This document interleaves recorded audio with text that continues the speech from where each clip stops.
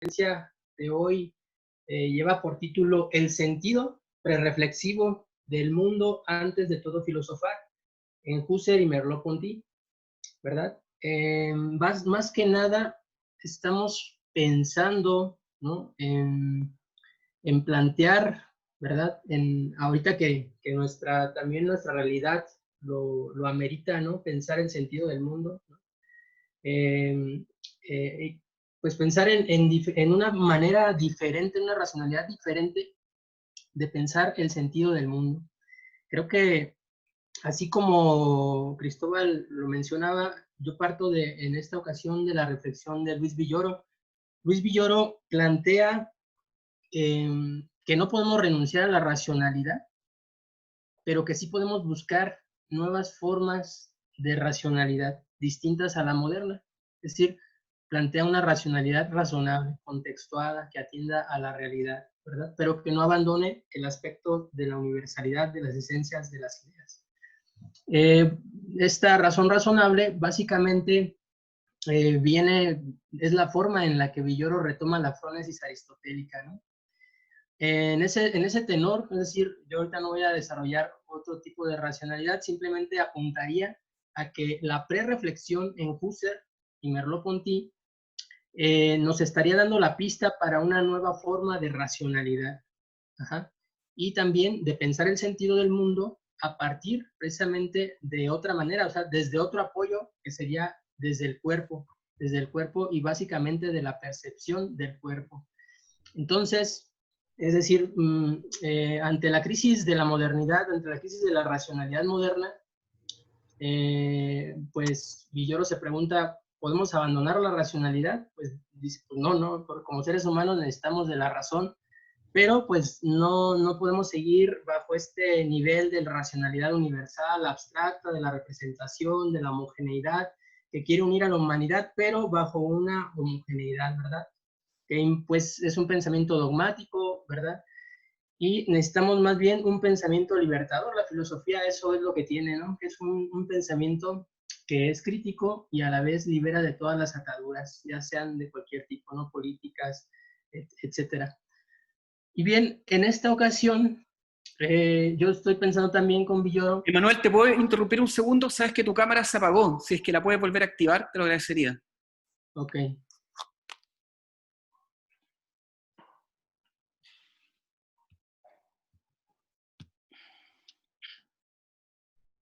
¿Lo logra activar?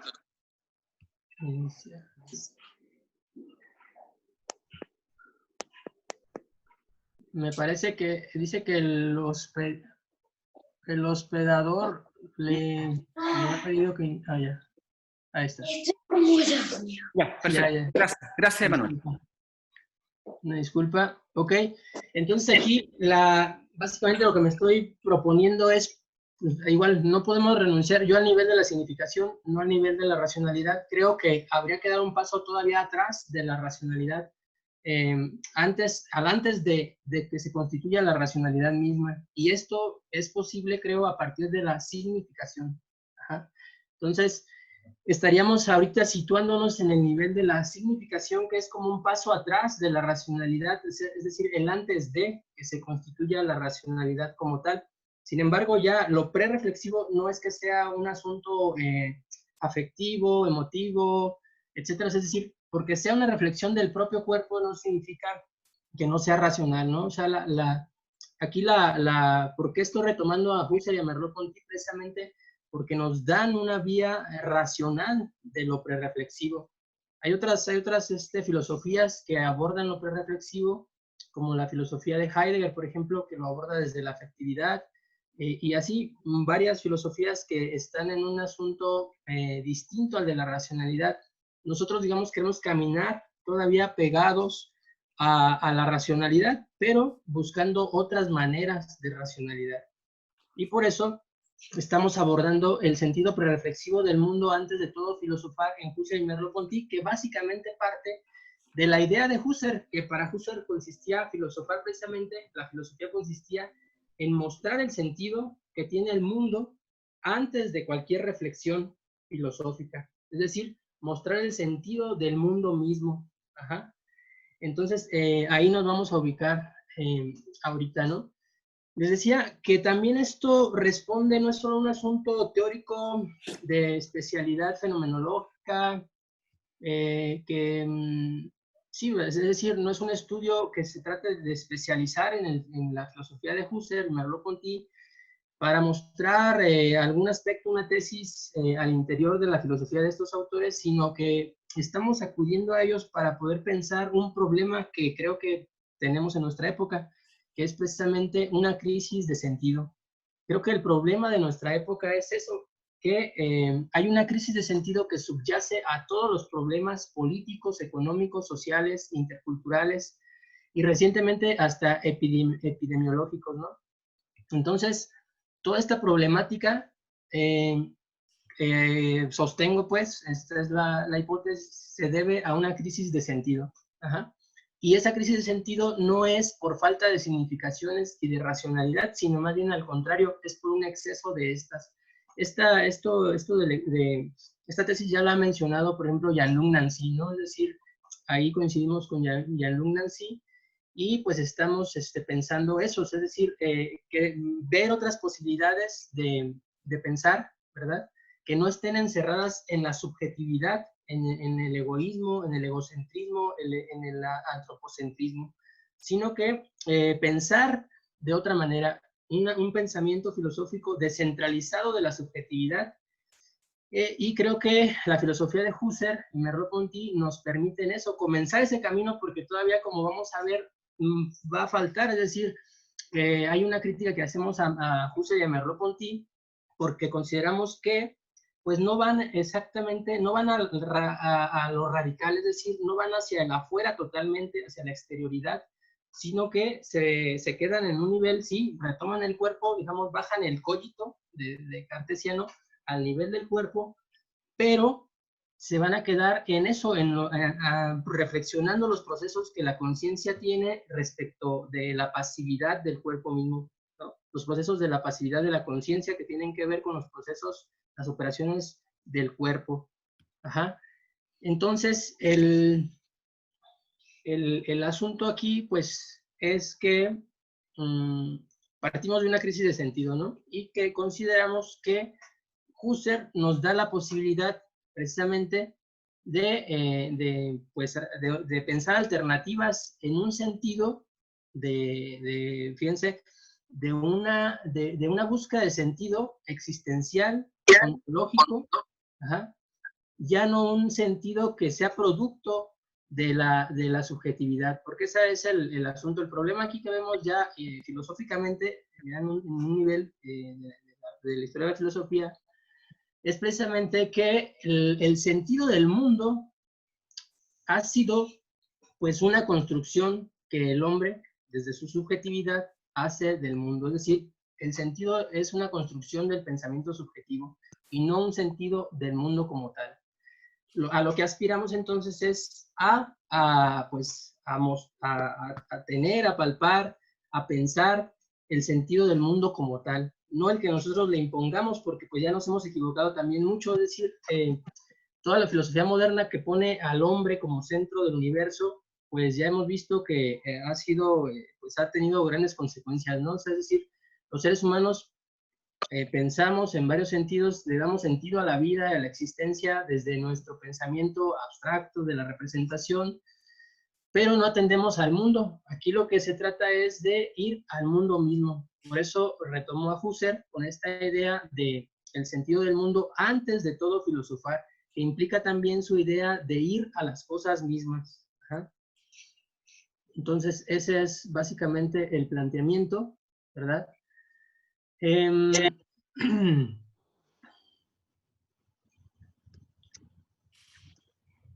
Entonces, vamos a ver primeramente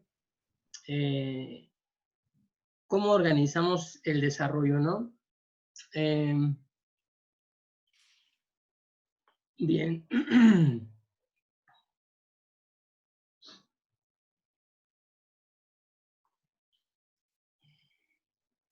Sí, veamos entonces dónde aborda Husserl el problema del sentido del mundo antes de todo filosofar, ya nos vamos a ubicar ahora en Husserl, primeramente, y después pasaríamos a Merleau-Ponty.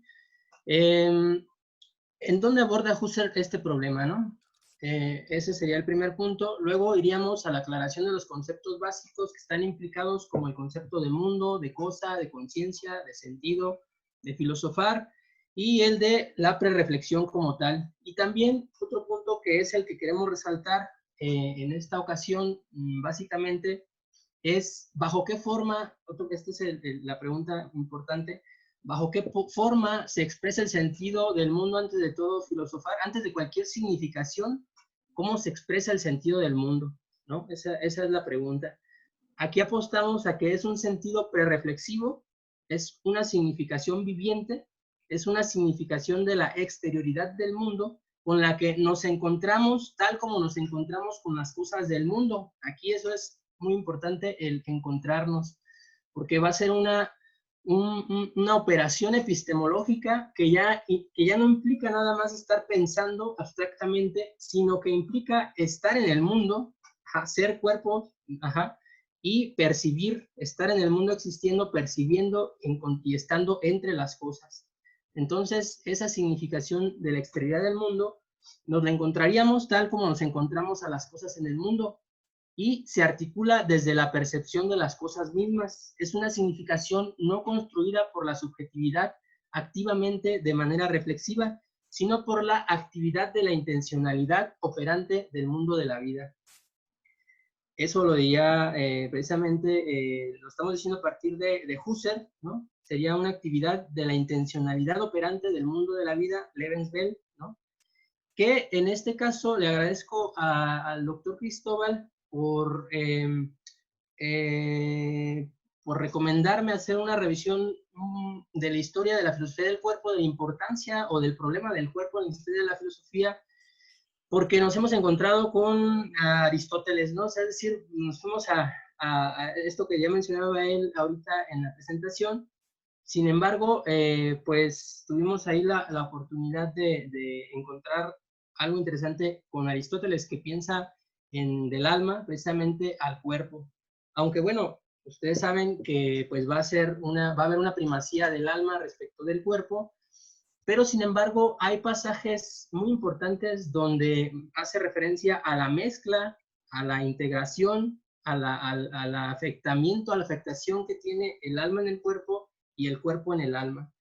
Y en este sentido también hemos encontrado, por ejemplo, en la obra de Aristóteles, que la energía, el ser en obra, precisamente sería, vemos ahí algunas convergencias, algunos niveles de convergencia con el mundo de la vida o Lebenswelt de Husserl, que bueno, esto es apenas como un encuentro que habría que desarrollar, pero consideramos que precisamente esa significación originaria, significación viviente que ya es del mundo mismo, en términos de Husserl, del mundo de la vida, en la obra de Aristóteles sería el ser en obra, ¿no? La energía. Entonces, en eso consistiría, estos apartados serían los apartados de la exposición del día de hoy. Y bueno, pues comenzamos, ¿no? También hace falta advertir que Husserl, en la obra de Husserl, como ya platicamos también con el doctor Cristóbal en una sesión anterior, me hizo favor de dar una conferencia en un curso, los que impartí ahora en este semestre, en la Facultad de Filosofía. Pues platicábamos acerca de las diferentes, de los diferentes rostros de Husserl o de los diferentes Husserls que pueden haber, ¿no?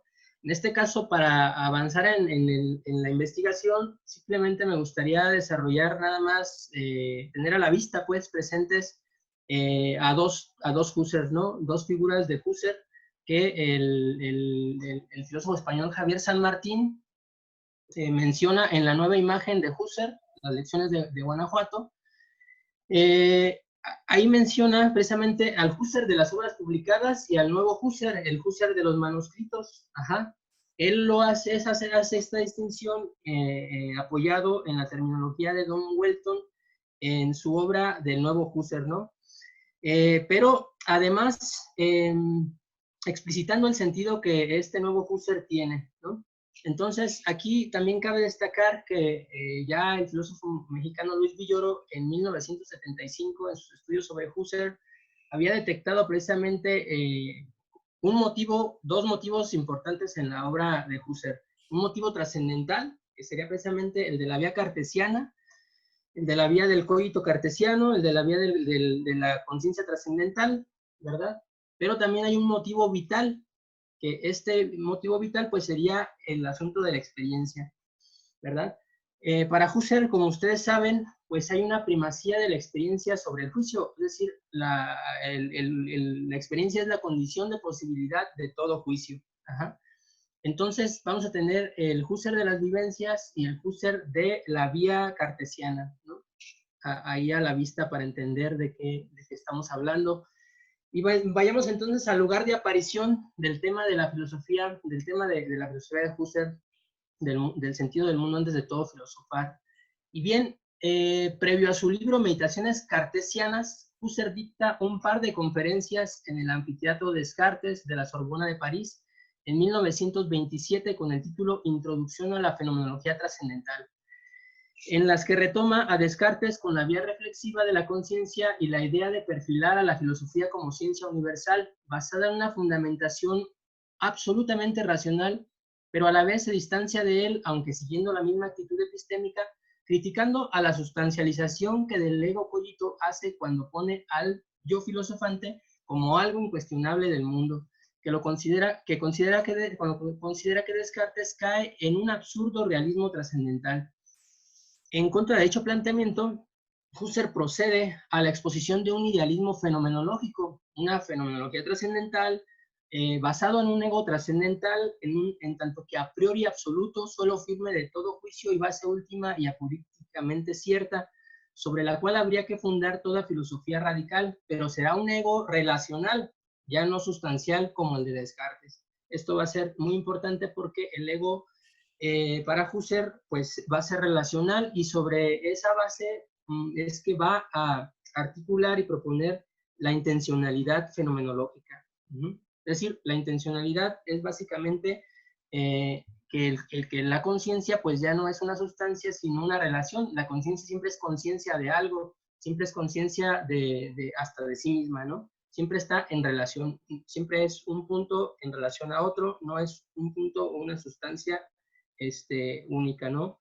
Entonces siempre va a estar en esa relación, esa intencionalidad, la conciencia siempre tiende a las cosas, ¿verdad? Y a sí misma. Y en este marco es donde se suscita esta idea del sentido del mundo antes de todo filosofar. Dice Husserl ahí en su conferencia, una de sus conferencias, dice, cito, así se revela el idealismo fenomenológico como una monadología fenomenológico trascendental, solo que esta no es una construcción metafísica, sino una exposición sistemática del sentido del mundo antes de todo filosofar, un sentido que solo puede ser filosóficamente desfigurado, pero no alterado.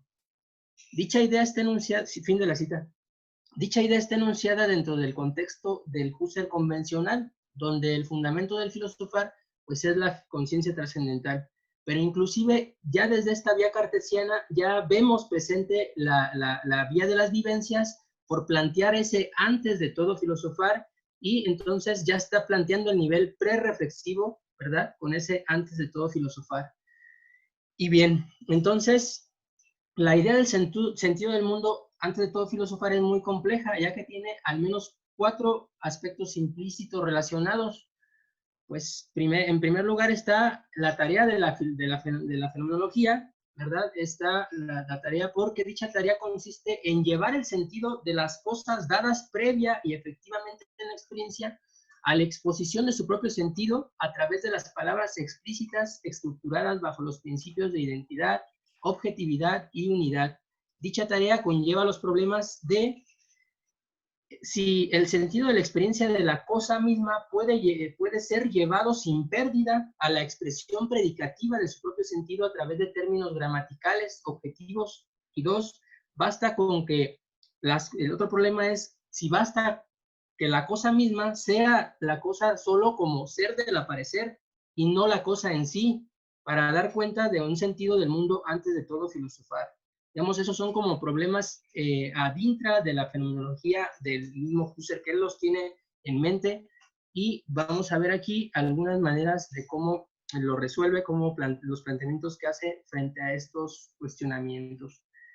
El otro tema implícito en esta proposición del sentido del mundo ante todo filosofar, pues es ya el de ir a las cosas mismas. Ajá. Aquí el atender al sentido del mundo como tal implica para Husserl la máxima de su filosofía, que es ir a las cosas mismas, dejarnos de especulaciones, de abstracciones, e ir a las cosas mismas, ¿no? Entonces, esta idea pues está en Investigaciones Lógicas, ¿verdad? De 1900. Aquí Husserl lo enuncia de la siguiente manera, ¿sí? Dice Husserl, no se trata de quedarnos solamente en el nivel de las determinaciones significantes, predicativas, gramaticales, sino que hay que ir hacia las cosas mismas, ¿no? Es precisamente este asunto que va a tratar en las investigaciones lógicas, pero que también está en las conferencias de París y a lo largo de su filosofía, porque el mundo es el horizonte intencional, relacional, que se constituye a raíz de la experiencia de la conciencia con las cosas mismas. Ajá. Entonces, otro tema que está implícito también aquí, pues es esto de plantearse un antes de todo filosofar, pues ahí menciona literalmente el ámbito de la prereflexión, que es relativo, entre otros temas, como señala Luis Álvarez Falcón, es relativo a las síntesis pasivas que trata Husserl, por ejemplo, en el volumen 11 de la Husserliana, del análisis de las síntesis pasivas, o en Conciencia, Imagen y Memoria, ¿no? En el número 23 de la Husserliana. Porque ahí, desde el punto de vista de Luis Álvarez Falcón, es un filósofo español contemporáneo, se descubren elementos salvajes en resonancia y generando un sentido latente en formación. Son significaciones no eidéticas, no posicionales, como dirá también Ricardo Sánchez de Urbina, del materialismo fenomenológico. Y bien, entonces en este registro de la prereflexión, pues tiene que ver en la obra de Husserl precisamente con este asunto de las síntesis pasivas. Ajá. Aquí, digamos, el materialismo fenomenológico o la fenomenología, sí, el materialismo fenomenológico, porque la fenomenología material, el ejemplo de Michel Henry sería otra vertiente distinta, hace énfasis en las síntesis pasivas en relación con el nivel de la fantasía. Sin embargo, nosotros en esta ocasión no nos detendremos tanto en ese nivel, simplemente lo menciono para hacer desconocimiento, pero en el nivel que nosotros vamos a ubicar es en el nivel de la percepción. Y ahí vamos a sostener o mostrar que también Husserl muestra operaciones de síntesis pasivas del cuerpo, ¿verdad? En este nivel de la percepción. Ajá. Y es aquí, digamos, el punto interesante, porque hemos encontrado en la obra de Husserl precisamente un tipo de significación que ya no es una abstracción, sino que es una comprensión del propio cuerpo. A partir de una comprensión del propio cuerpo en el ámbito de la percepción, eso es muy importante resaltar, es decir, no es el cuerpo simplemente orgánico, biológico o físico o objetivo, sino que es el cuerpo fenomenológico, es el lib diferente del corper, ¿no? Es decir, es el cuerpo vivido, el cuerpo fenomenológico, y desde este cuerpo fenomenológico dice, bueno, Husserl postula unas significaciones que él les denomina significaciones empíricas. Ajá. Estas significaciones empíricas, dice, son significaciones sin concepto, sin identidad, son significaciones vivientes, prereflexivas, que se articulan en la comprensión pasiva del propio cuerpo. Eso es lo que queremos nosotros subrayar en esta conferencia, ¿no? Este tipo de significación, es decir, que el sentido del mundo, antes de todo filosofar, lo va a mostrar Husserl, o una forma de mostrarlo sería a partir de estas significaciones sin concepto, sin identidad. Ajá. Son justo para hacer contrapeso a este exceso de significación desde la racionalidad abstracta, desde el centramiento en la subjetividad, pues vamos a a postular estas significaciones como una manera de pensar de otra manera, ¿no? Pensar de otra manera el sentido del mundo. Bien. Entonces, estas significaciones sin concepto, sin identidad, son las que nosotros consideramos que Merleau-Ponty desarrolla en su fenomenología de la percepción, que son, al igual que las significaciones de la fantasía, significaciones en las que el ego no está posicionado. Son significaciones no eidéticas y sin identidad, mismas que Husserl trata en las lecciones sobre la teoría de la significación en el volumen 26 de la Husserliana. Y bien, este fue un hallazgo en nuestra lectura del texto de Husserl que también consideramos que coincide con la forma de significación que postulamos nosotros en este libro que menciona el doctor Cristóbal, de conceptos no humanos, ¿no? Es decir, aquí en este texto enunciamos un tipo de significación precisamente que no sería conceptual, que no sería producto de la subjetividad, sino que serían no productos, sino son las formas de expresión del ser mismo en su estado de otredad. Son las formas del ser en otredad. Aquí el concepto no pudimos ya en la editorial corregir, pero el concepto es otredad, ¿no? En lugar de alteridad. Esto también me quedó claro después de la estancia en Oviedo de investigación, que precisamente alteridad remite a la otredad del prójimo, como Levinas lo va a mostrar claramente, y que otredad pues va a hacer referencia a otro tipo de, a otras formas de alteridad, ¿no? Es decir, la otredad del ser, la otredad en tanto que cultura, en tanto que incluso que cuerpo, ¿no? La otredad, es importante mencionar que estaríamos hablando nosotros de las significaciones del ser en otredad. Ajá. Al final haré algunas especificaciones sobre este concepto de las significaciones del ser en otredad, pero antes quisiera pues desarrollar el asunto de las significaciones empíricas con Husserl, ¿no? Muy bien, entonces,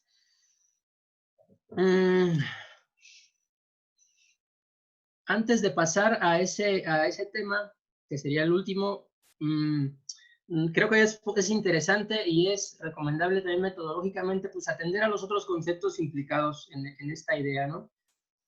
Vale decir que nosotros simplemente estamos atendiendo a esa proposición de Husserl, ¿no? El sentido del mundo antes de todo filosofar, en la que pues están implicados el concepto de mundo, de cosas, de conciencia, del sentido, del filosofar y de lo prereflexivo.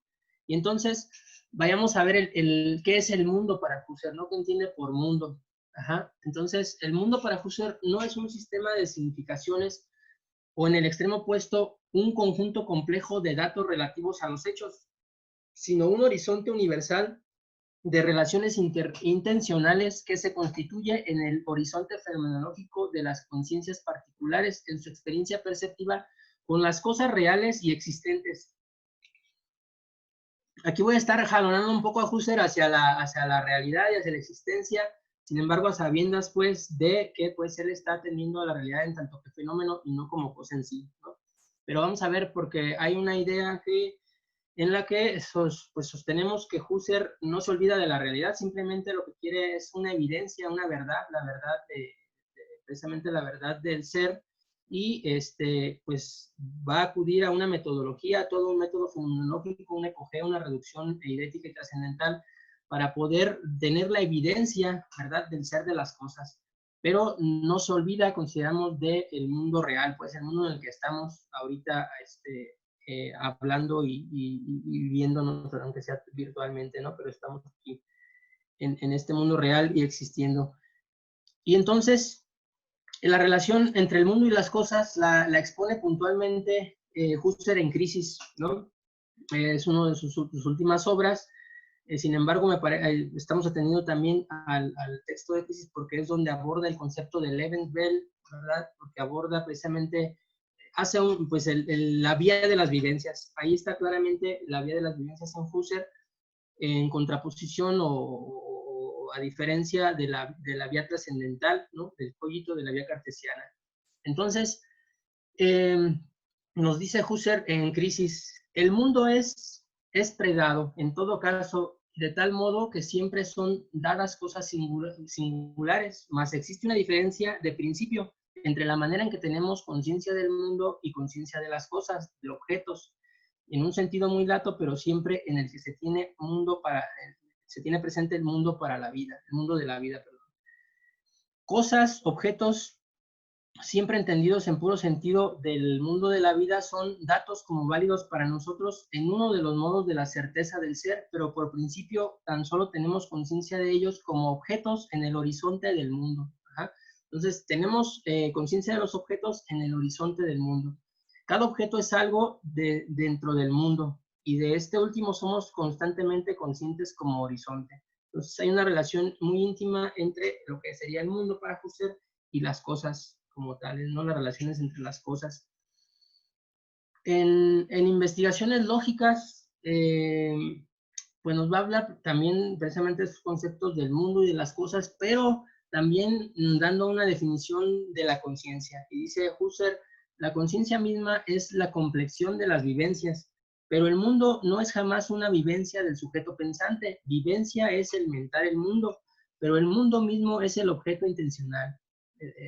Ahí nos dice Husserl, ¿no? En este texto de investigaciones lógicas, y mantiene esta idea pues de la intencionalidad hasta Crisis, ¿no? Por ejemplo, en Crisis nos va a decir, también ya considerando el asunto de ir a las cosas mismas, nos va a decir en Crisis, la cosa es cosa dentro de un grupo total de cosas simultáneas y realmente percibidas, pero dentro de este grupo no es para nuestra conciencia del mundo, sino que en él se expone al mundo.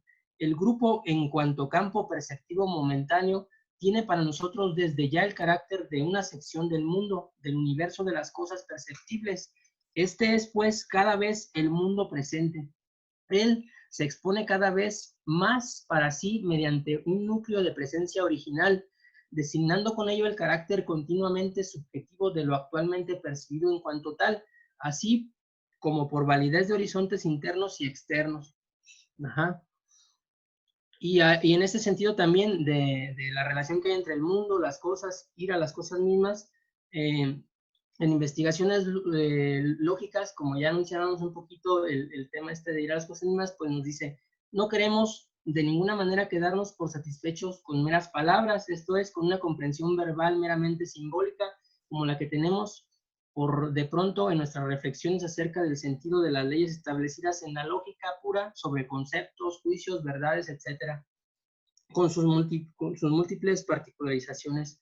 No pueden satisfacernos significaciones que toman vida cuando la toman de intuiciones remotas, confusas o impropias. Queremos retroceder a las cosas mismas. Ajá.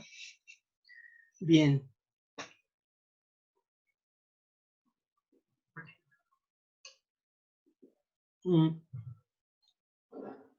Bien, ahora pasemos a la idea del filosofar, ¿no? El filosofar en Husserl, y también en esta ocasión no nos vamos a detener en otras definiciones, sino en aquellas que están enfocadas al problema de la cosa en sí, ¿no? O sea, es decir, la relación entre el ámbito fenomenal, el ámbito fenoménico y su diferencia con la cosa en sí. Para ir viendo un poquito sobre, o rascándole un poquito a este problema, ¿no? De que Husserl, pues no logra pensar a la cosa en sí, que sería una manera de pensar el sentido del mundo mismo también, ¿no? Ir no solo a la cosa como fenómeno, sino a la cosa en sí, ¿no? En este problema es, digamos, también un poco, bueno, más bien muy vigente porque hay una corriente, como ustedes saben, una corriente nueva que es el nuevo realismo,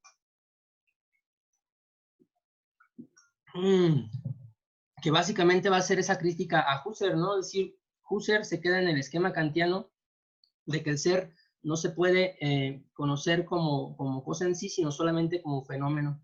Y sobre de esta tesis va a fundamentar toda su fenomenología.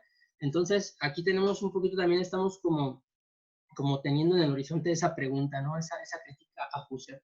Y bien, yendo un poco ya a qué entiende Husserl por este filosofar, dice que en una reflexión sobre teoría del conocimiento, esto es a nivel de teoría del conocimiento, va a decir, y bueno, esto implica a qué es la filosofía misma, ¿no? ¿Qué entiende Husserl por filosofar? Dice Husserl, una auténtica teoría del conocimiento tiene sentido, según esto, como una teoría fenomenológico trascendental que, en lugar de tratar con absurdas inferencias de una supuesta inmanencia a una supuesta trascendencia, la de las cosas en sí, que se pretenden son incognoscibles por principio, trata exclusivamente de la aclaración sistemática de la obra del conocimiento, aclaración en la que la cosa en sí ha de hacerse comprensible de cabo a rabo como obra intencional, ¿no? Precisamente de esta manera se torna comprensible toda forma del ser real o ideal, como creaciones de la subjetividad trascendental constituidas en obra.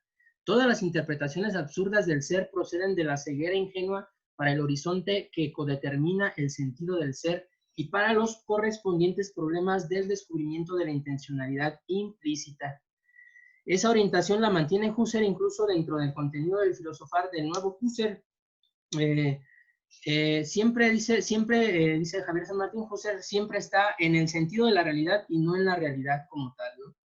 Asimismo, podemos ver que esa idea la sostiene en el libro de Crisis también, y ahí nos dice Husserl, no es pues nuestro tema el saber si las cosas, las realidades del mundo son reales, y qué son su ser real y su ser así real, según propiedades, relaciones, etc. Tampoco qué es el mundo considerado en su totalidad y qué es lo que le corresponde por regla general, digamos en cuanto a una legalidad estructurada a priorística según leyes naturales fácticas. Nada de esto es nuestro tema, dice Husserl en Crisis. Aspecto del que ya en las conferencias de París había hecho ciertas puntualizaciones en el mismo sentido.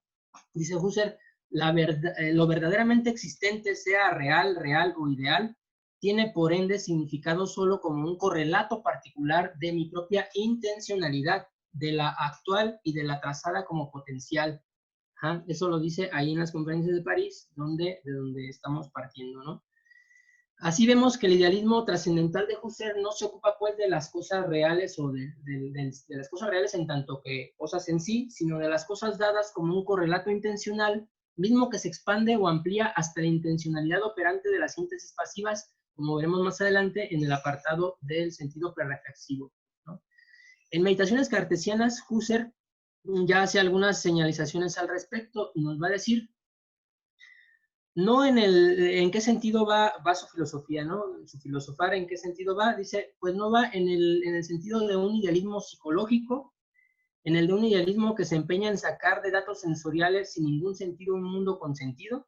Tampoco es un idealismo kantiano que cree poder dejar abierta, al menos como concepto límite, la posibilidad de un mundo de cosas en sí, sino de un idealismo que no es exactamente nada más que una exposición de mi ego en cuanto sujeto de todo conocimiento posible, y por respecto a todo sentido de la realidad con que haya de poder, que haya de poder haber para mí. El ego, un sentido desarrollado, más bien el sentido va a ser desarrollado a partir del ego, y esto va a tener como consecuencia una ciencia egológica sistemática. Entonces, este idealismo no es un repertorio de juegos de argumentación, dice Husserl, para ganar el premio de la victoria de la lucha, de la lucha dialéctica con los realismos. Dice Husserl, es el efectivo trabajo llevado a cabo a base de todo tipo de ente imaginable para mí, el ego, y especialmente a la base de la trascendencia de la naturaleza, de la cultura, del mundo en general, que me es dado previa y efectivamente por medio de la experiencia, con el propósito de hacer la exposición de su propio sentido. Entonces, ¿en dónde va a estar apoyado Husserl para filosofar? En la experiencia. Es decir, la fenomenología es eso, es una filosofía de la experiencia, ¿no? Claro, con todo un método muy, muy preciso y riguroso. Ahora veamos el concepto del sentido, que consideramos que es uno de los aspectos más valiosos de la fenomenología de Husserl y que a su vez ayuda a comprender qué es la intencionalidad en Husserl.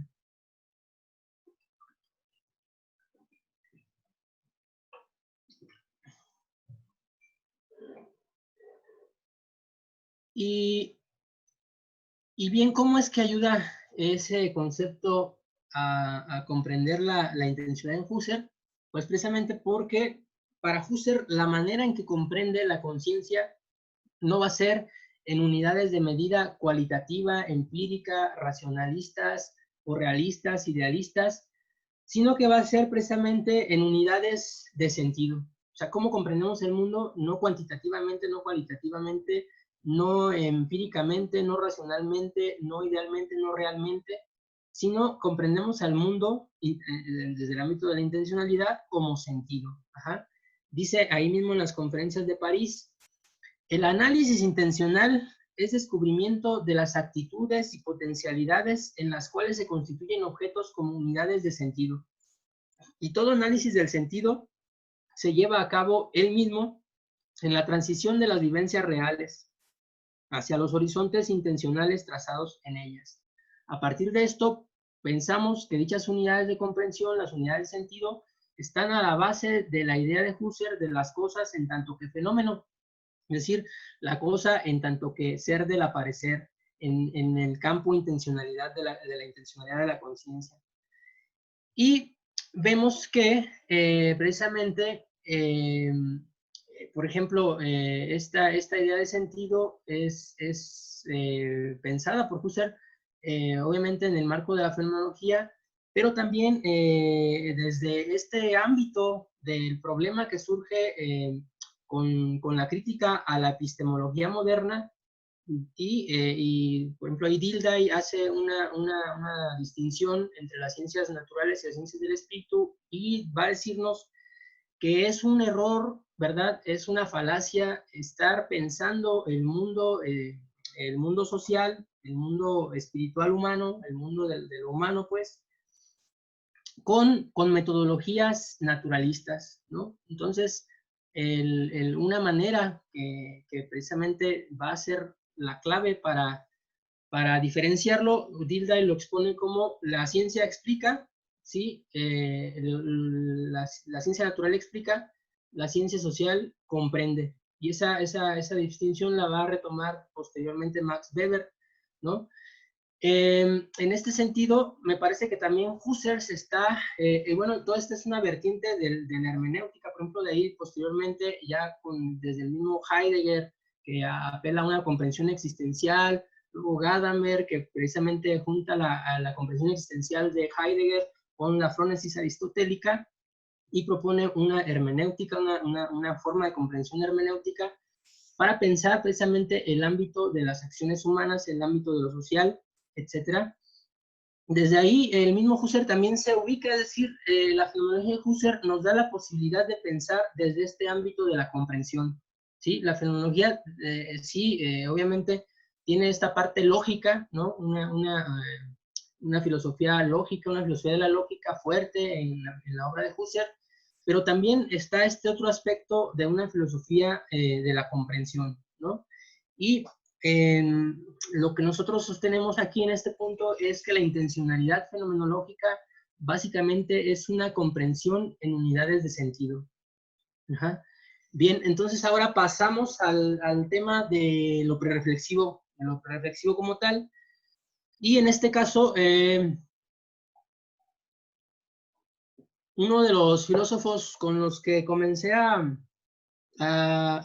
interesarme o a descubrir este ámbito de lo prereflexivo, pues es el filósofo español Luis Álvarez Falcón, y él nos advierte que el tema de la prereflexión en Husserl, pues no implica solamente una prereflexión, sino también una preobjetividad y una antepredicación. Es decir, está implicado el ámbito del pensamiento, pero también el ámbito de la objetividad del mundo, del cuerpo, pero también el ámbito del lenguaje, la predicación, ¿no? El ámbito de la predicación y de la antepredicación, es decir, el sentido que hay antes de la configuración, antes de las configuraciones lingüísticas, gramaticales, predicativas, ¿no? Es decir, hay un logos, dicho de otra manera, hay un logos preapofántico antes del logos apofántico, ¿no? Entonces, esta idea de lo prereflexivo va a estar en la obra de Husserl a nivel en dos niveles básicamente, que es el nivel de la fantasía y en el nivel de la percepción. En el nivel de la fantasía, dice Falcon, pues retomando a Husserl y a Merleau-Ponty en este caso, es este ámbito de la fantasía es una zona invisible, preobjetiva, esto en palabras de Merleau-Ponty, dice también, será el lugar kantiano de la reflexión sin concepto. Aquí este es un aspecto importante que va en relación con lo que vamos a finalizar, ¿no? Es el lugar kantiano de la reflexión sin concepto, de la primitiva cohesión sin conceptos, de una vibración o un reajuste detenido en el curso de la intencionalidad, en definitiva de las síntesis pasivas, estos últimos términos de Husserl, ¿no? Como les decía, para Falcón, pues ellos resaltan mucho estos textos de la husserliana sobre las síntesis pasivas y la fantasía, la conciencia de imagen y la memoria, porque precisamente se enfocan en el nivel de la fantasía. Pero nosotros en esta ocasión resaltaríamos precisamente la teoría del lenguaje, las reflexiones sobre el lenguaje y la significación, perdón, en Husserl, para mostrar que también en el ámbito de la percepción hay síntesis pasivas y un sentido no eidético, un sentido desde esa conciencia de la vivencia, ¿no? Desde el propio cuerpo. Ajá. Y bien, Falcón también nos dice que el tema de lo prereflexivo pues se va a encontrar en las lecciones de fenomenología de la conciencia interna del tiempo. Esto es importante señalarlo porque, digamos, hay varios lugares en los que Husserl toca el tema de lo prereflexivo y nos va a decir precisamente que este tema está tratado incluso por el Husserl convencional convencional desde el parágrafo 4 del capítulo 1 de Investigaciones Lógicas dedicado a las distinciones esenciales, en donde hace una digresión sobre el origen de la indicación y afirma que el tema de la pasividad resurge en la cuarta meditación de las meditaciones cartesianas con el tema de la asociación, que es el principio universal en el que se constituyen todos los objetos previamente dados a la creación activa. Además sostiene que el tema de la pasividad está supuesto y asumido por Husserl en Ideas 1 de 1913, cuando trata el proceso de la constitución, pero que es hasta la comprensión de la conciencia interna del tiempo donde quedará expuesto y explicitado. Así, por supuesto, en Ideas 2, ya con el tema del cuerpo. Bien, estos son los lugares donde podemos encontrar el tema. Nosotros en esta ocasión simplemente nos vamos a enfocar a la conferencia sobre la significación de Husserl. Entonces,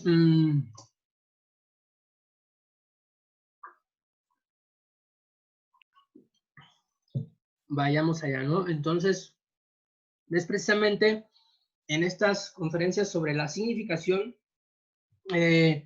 donde Husserl destaca significaciones no idéticas, ¿verdad? Un sentido prereflexivo que al igual que se da tanto en el ámbito de la fantasía como en el ámbito de la percepción.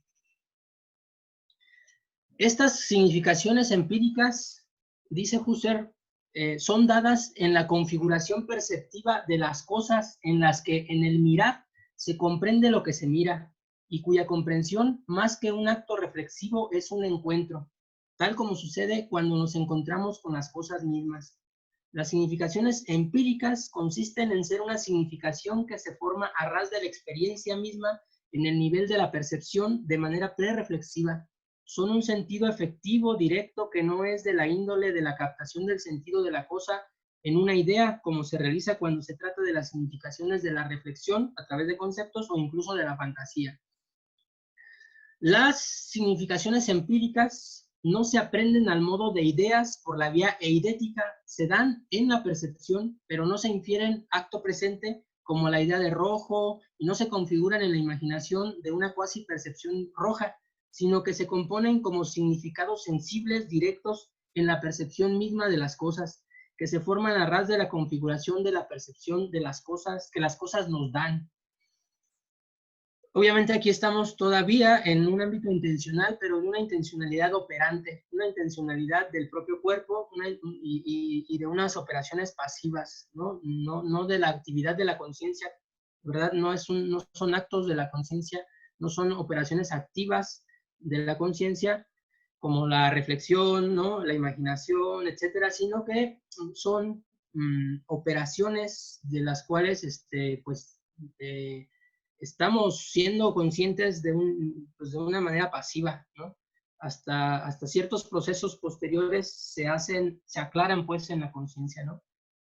Bueno, estamos en ese nivel, pero aquí vale resaltar precisamente que es una comprensión sensible sin reflexión todavía. Eso es importante. Las significaciones empíricas se dan en una comprensión sensible sin reflexión todavía. Para Husserl, la significación empírica no se piensa, sino que se extrae de o se encuentra en el mundo de la percepción. Se encuentra, como decía, como nos encontramos con las cosas percibidas. Y esta idea es la que nosotros consideramos que Merleau-Ponty va a retomar para su fenomenología de la percepción. Vuelvo a mencionar, pues estas significaciones empíricas son significaciones sin concepto, sin identidad, del ámbito de la percepción, ¿verdad? Y aquí sostenemos pues también que estas significaciones son las que retoma Merleau-Ponty para su fenomenología de la percepción. Ahora pasaremos a Merleau-Ponty.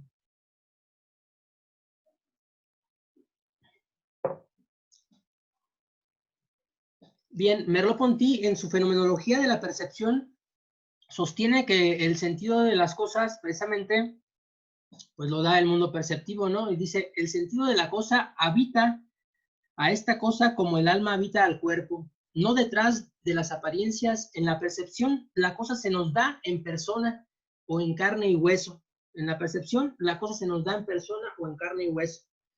Antes que el otro, realiza la cosa este milagro de la expresión, un interior que la revela al exterior, una significación que desciende en el mundo y se pone a existir en él, y que no podemos comprender plenamente más que buscándola en su lugar con la mirada.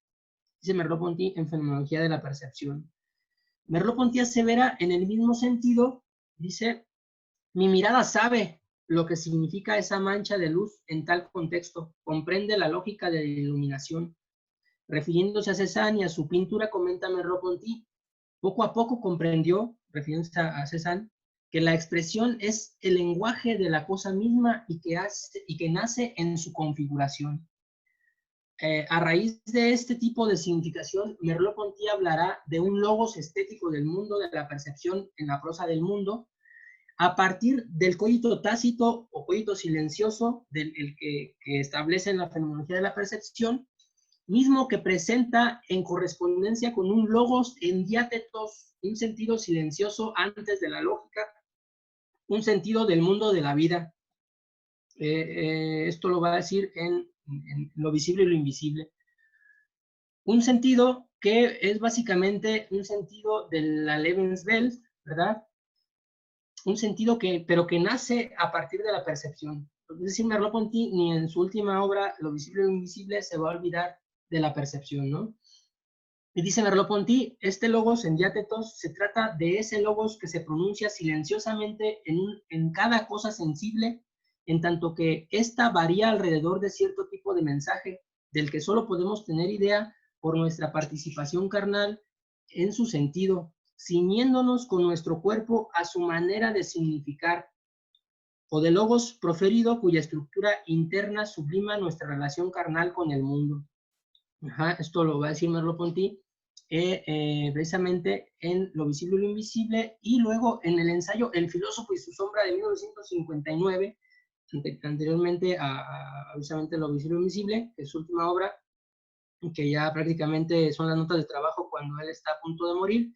Y luego Claude Lefort hace pues una edición de esas notas para tener el texto de Lo visible y lo invisible.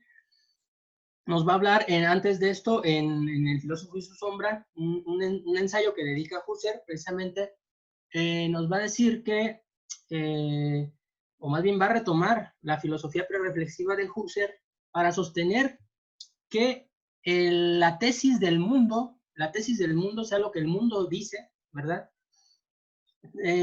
O que más bien que el mundo da cuenta de su propio sentido, ajá, y con esto prácticamente estamos terminando.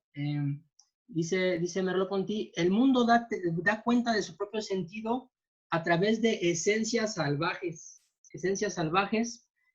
precisamente que se articulan como sentido latente en la percepción. Es un sentido que se articula en el movimiento de la percepción como si fueran jirones de la realidad, ¿no? Son significaciones como el carpintero que hace jirones con la madera al tallarla, dice Merleau-Ponty, la mirada arranca significaciones del mundo de la percepción. Ajá. Entonces, estas significaciones, esencias salvajes, dice Merleau-Ponty, darían cuenta de la tesis del mundo o del sentido del mundo antes de todo filosofar. Y bueno, con eso doy pie para algunos comentarios, preguntas, reflexiones. Y les agradezco por este espacio. Muchas gracias a ti, Emanuel, por tu excelente presentación. Estamos muy agradecidos de que estés acá con nosotros en Chile, a instancias de la Universidad Austral, acá en Valdivia, como sabes tú, en el extremo sur de América, mientras tú estás allá en el extremo norte, en México. Se abre ahora una instancia para formular preguntas.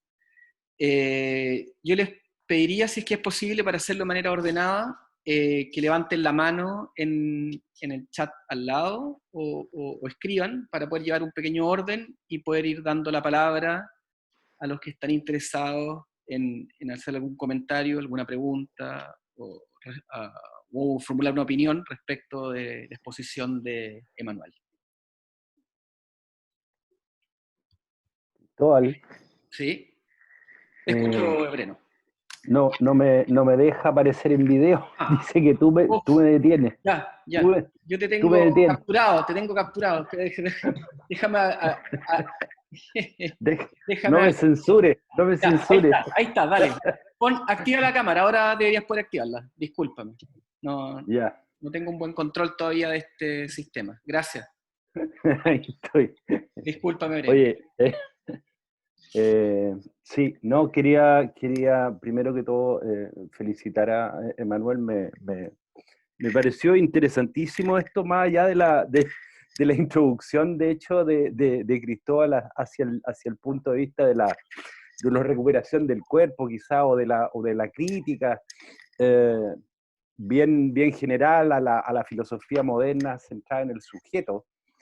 Mucho más el énfasis que le estás dando como amigo de la fenomenología y bien estudioso de la fenomenología fundante, digamos, desde Husserl y la línea francesa con Merleau-Ponty.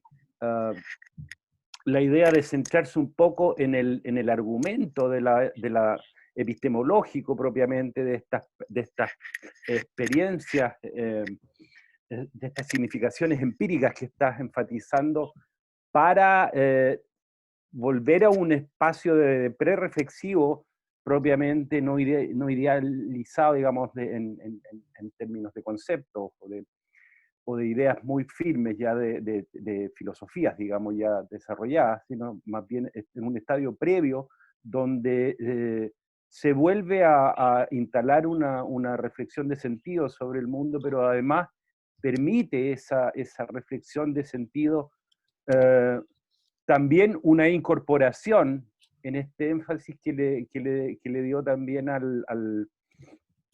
la otredad, ¿ah? A la otredad como un espacio también de otros saberes posibles, por ejemplo, saberes étnicos, por ejemplo, de Latinoamérica, ¿no? O sea, hoy día hay una moda, no sé si es moda, hay un intento muy serio de querer recuperar esos saberes étnicos de la Amazonía, por ejemplo, de distintos pueblos originarios que están siendo reivindicados, se le está dando la palabra, se le está haciendo espacio a ese saber que es un saber también prereflexivo, porque es un saber de la experiencia, en términos fenomenológicos sería un saber de las vivencias, un saber directo de las vivencias que permite también otro tipo de vivencia o otro tipo de experiencias de otros saberes.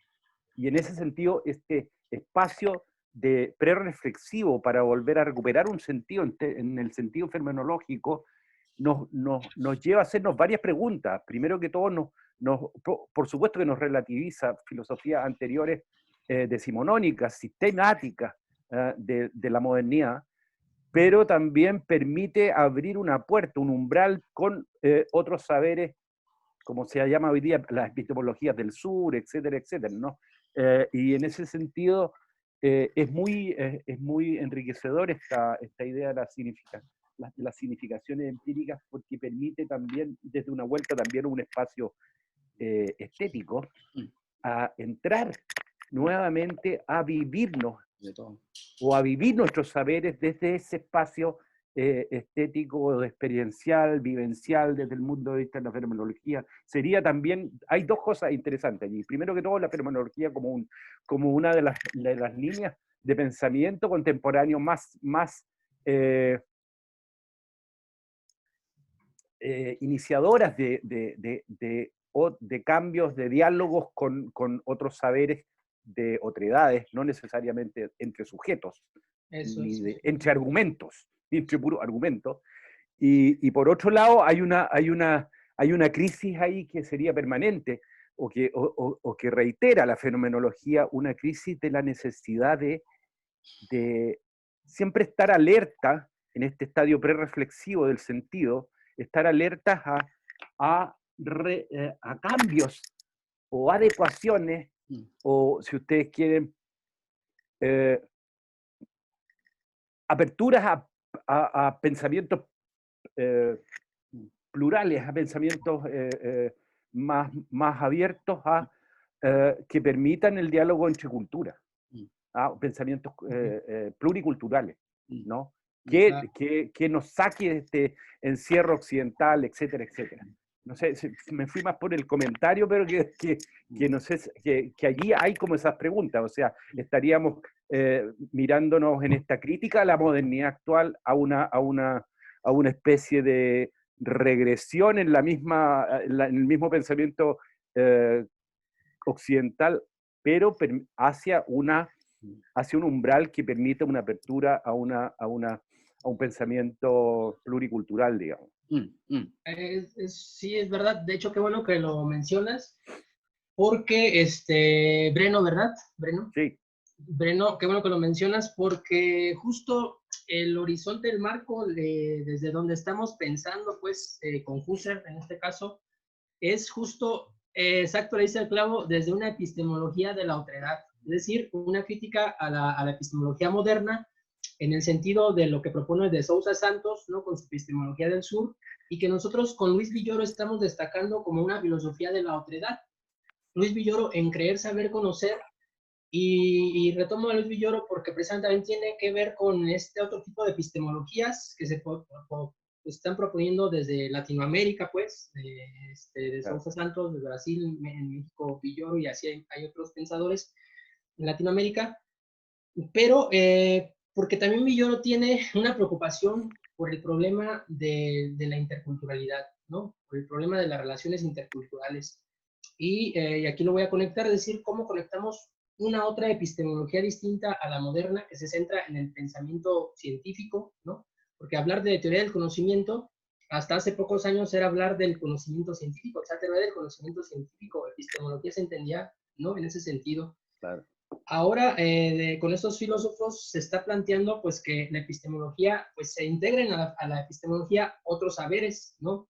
Precisamente el saber como sabiduría, la experiencia personal, ¿no? La literatura, el arte, ¿no? La poesía, etcétera. Muchos saberes que tienen que ver con la experiencia personal, con la sabiduría. Villoro básicamente distingue dos modelos fundamentales de conocimiento, ¿no?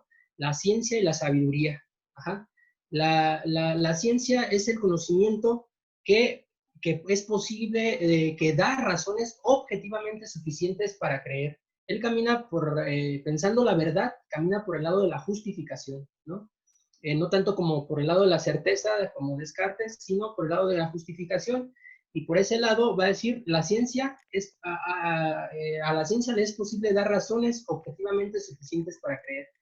Sin embargo, a la sabiduría también da razones suficientes, aunque no objetivas, para creer, ¿no? Es decir, tiene sus razones, sus propias razones, y por eso se constituyen también comunidades sapienciales, ¿no? En este sentido, me parece que se puede retomar mucho lo de la sabiduría de los pueblos originarios, ¿no? De los saberes étnicos. Me parece que en ese sentido se puede retomar mucho esta vía, digamos, la epistemología de Villoro daría para incorporar todas otras formas de saber, ¿no? Estos saberes de la otredad, pues, esos saberes que han sido marginados, ¿no? O que habían sido hasta el momento marginados, para una reflexión distinta, ¿no? Una reflexión diferente. También recuerdo que hice un ensayo sobre este punto de la epistemología de la otredad en un libro coordinado que tengo por acá. Es que, bueno, ahí me interesaba mostrarles, solo les mando el título posteriormente, pero es que retoma a Enrique Dussel también, ¿no? A Enrique Dussel retomo como una filosofía que intenta hacer esto, una epistemología de la otredad también. Entonces, por eso menciono que es importante destacar esta línea que se está trazando desde la filosofía latinoamericana. Ahora, ¿cómo se relaciona precisamente con la interculturalidad? Pues sí, precisamente que esta epistemología abre, o sea, se plantea desde una racionalidad razonable, como lo va a exponer en los retos de la sociedad por venir. Es una racionalidad dialógica que escucha las razones del otro. Antes de imponerle la propia razón, escucha las razones del otro, ¿no? Hace un diálogo intersubjetivo. De hecho, la verdad filosófica se construye en un diálogo intersubjetivo y que tiene en mente también o considerando a la realidad, porque a veces algunas filosofías como la teoría de la acción comunicativa pues se olvidan de la realidad, ¿no? Y se concentran en el diálogo nada más. En el caso de Villoro atiende a la realidad como lo que se resiste a ser conceptualizado, ¿no? En este caso coincide también con Merleau-Ponty, en este aspecto de la resistencia del reflejo a la reflexión. El mundo sensible se resiste y esta resistencia ya es ápice de algo que no es la intencionalidad de la conciencia, es decir, ya estamos desbordando a la subjetividad, ¿no? Y en este caso es una pieza clave para orientarnos, es decir, yo lo que estoy pensando es un poco en hacer esa desubjetivación y bueno, ver a la realidad y no estar solamente con ideas abstractas, ¿no? Y estas filosofías permiten, ¿no? Este aspecto de la resistencia, pues nos da una orientación de saber qué es lo que nosotros, o sea, cuando nosotros no estamos poniendo ya algo, ¿no? Con nuestro pensamiento, sino que es el mundo, o es el otro, es la naturaleza, o es la otredad, lo sagrado, por ejemplo, es lo que está actuando ahí, ¿no? Que no soy yo, no es el sujeto el que está produciendo sentido, sino es algo otro, ¿no? Bien, Villoro, esto lo relaciona a Villoro porque en Estado Plural, Pluralidad de Culturas nos va a hablar del problema del cultural y el universalismo ético. Es decir, la filosofía moderna lo que intenta es hacer una unidad universal de las culturas, pero integradas bajo una homogeneidad, ¿no? Una idea de una cultura superior a la que tienen que adherirse todas las demás, ¿no? Dejando, y pues ahí tenemos la historia de la conquista de América. Es un proceso histórico, doloroso y de grandes pérdidas. Pero entonces, Villoro plantea que precisamente la integración, la unidad, puede buscarse por un diálogo razonable y además con un criterio epistemológico. Él propone 4 principios epistemológicos para la interculturalidad, que es la autonomía, la autenticidad, la finalidad y la eficacia. ¿Sí? Es decir, pensar racionalmente, pensar por nosotros mismos, la autonomía de la razón, pensar por nosotros mismos, y también culturalmente, pues darle el valor al pensamiento de cada cultura, ¿no? La autenticidad, pues que coincida el pensamiento con nuestros actos, pero también nuestra individualidad con nuestra comunidad. Eso es otro principio. Estos principios son regulativos, son nada más principios formales, sin contenido material, es decir, principios regulativos. La finalidad, pues cada cultura puede darse su sentido, ¿no? Cada cultura es libre de darse su propio sentido y eso no obstaculiza para que pueda relacionarse con los sentidos de los demás, ¿no? Y la eficacia, que sería la forma en la que pues estos individuos tanto el individuo como en las comunidades, va a llevar a cabo sus propios valores, su propio sentido y su propio valor, ¿no? Entonces, digamos, el argumento de Villoro es epistemológico, la forma de unidad es epistemológica a través de una razón razonable, de una universalidad plural, ¿no? Donde quepan, una unidad donde se respete la diferencia, ¿no? Una unidad donde se respeta la diferencia, y asimismo, pues los saberes distintos, los saberes que hay en las distintas culturas, ¿no? Entonces, esto lo que, en tanto que epistemología de la otredad, lo que estoy pensando es, pues, en abrir la posibilidad a nuevas formas de conocimiento. Y creo que Husserl se engarza en este camino. De hecho, yo tuve la oportunidad de conocer a Luis Villoro y le decía, oiga, yo creo que, porque para él el concepto básico en el que se articula el conocimiento es la creencia. La creencia es la base tanto de la ciencia como de la sabiduría. Entonces, le decía, es la unidad básica del conocimiento para Villoro. Le decía, oiga, ¿no será que antes de la creencia, la unidad básica para el conocimiento es el sentido? Pues así como lo trata, por ejemplo, Husserl, ¿no? Y él me decía, no, yo no sé, el sentido se me hace un término muy difuso, muy difícil de agarrar, ¿no? Entonces, digamos, entendiendo también a esta vía cartesiana, porque él hace su tesis de doctorado sobre la filosofía de Descartes, la idea y el ente en Descartes, tiene una línea muy analítica, o sea, una carga de filosofía analítica, de filosofía de la lógica muy fuerte. Pues decía, no, eso no, aunque pues también una línea fenomenológica, estudia Husserl en su idioma y traduce el texto de lógica formal y trascendental. Y bueno, él me decía que no, pero yo sigo creyendo que el sentido es la unidad básica del conocimiento. Y por eso retomo a Husserl para mostrar estos procesos prereflexivos a través de los cuales se articula el conocimiento mismo. Esa es la intención, de hecho. Muchas gracias. Gracias, Emanuel. Había una pregunta que quería formular Rodrigo Mendoza. Rodrigo, por favor. Hola, ¿qué tal? ¿Cómo están? Bien. Bien, gracias, buenos días. Qué bueno, gracias por la invitación igual a todos ustedes por escuchar a Emanuel con su ponencia de Husserl y Merleau-Ponty. Gracias a la facultad igual por la invitación y particularmente yo estoy haciendo la tesis del magíster, la estoy haciendo en Husserl y esto me interesa muchísimo. Y justamente, bueno, dentro de todas las lecturas que uno va teniendo, me llamó la atención que hilaste las ideas con investigaciones lógicas, dos, ¿verdad? Y me parece, que no estoy seguro, que Husserl dice en uno de los pasajes que dice, el acto, esto es como una cita, dice, el acto de la conciencia determina el significado, pero ella misma no tiene significado. O sea, si estamos pensando en algo que es precategorial, lo precategorial sería esta percepción que no tiene significado, pero que ella misma infunde significado. Entonces, por lo tanto, ¿cómo sería lo prereflexivo? Bueno, estamos hablando de investigaciones lógicas, pero ¿cómo después lo hilas para pensarlo en este Husserl tardío o el Husserl de los manuscritos? Sí, aquí precisamente me parece que es donde habla de lo que estás comentando, son las significaciones vacías, ¿no? En investigaciones lógicas. Sí, justo, sí, no me hace falta, que bueno que lo mencionas, de realizar la conexión, no la expuse, no expuse la conexión entre estas significaciones vacías, pero justamente son eso, fíjense, son operaciones intencionales no eidéticas, es decir, sin reflexión, no conceptuales.